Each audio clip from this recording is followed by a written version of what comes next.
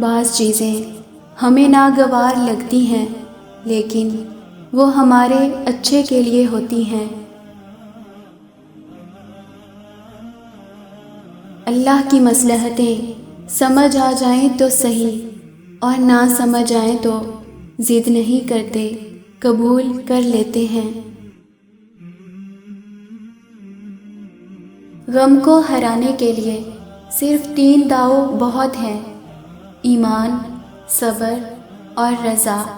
اور اللہ کی محبت جیتنے کے لیے صرف ایک: جو میرے رب نے چاہا میں اس پہ راضی ہوا۔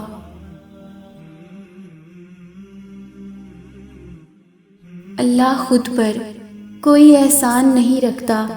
اگر آپ نے اس کے لیے کوئی چیز چھوڑی ہے تو وہ آپ کو اس سے بہتر چیز سے نواز دے گا۔ ہم تب خدا سے رجوع کرتے ہیں جب دنیا ہمیں رد کر چکی ہوتی ہے۔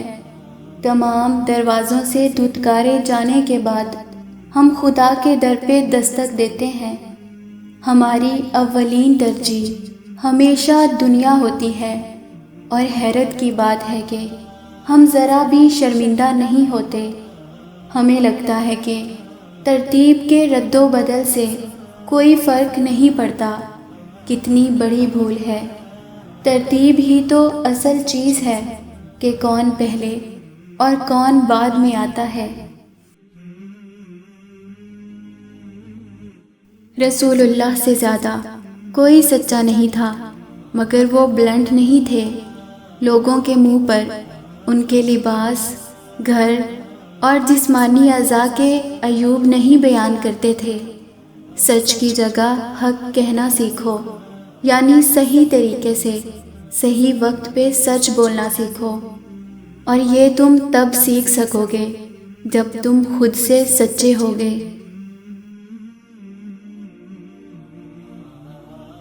میرے رب نے دنیا کو بہت محبت سے تخلیق کیا ہے۔ اسے محبت نہیں دے سکتے، مت دیں۔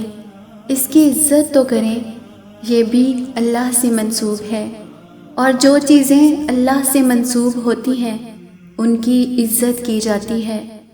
انہیں نفرت سے دیکھنا، کمتر سمجھنا یا حقیر گرداننا انسان کو جچتا نہیں ہے۔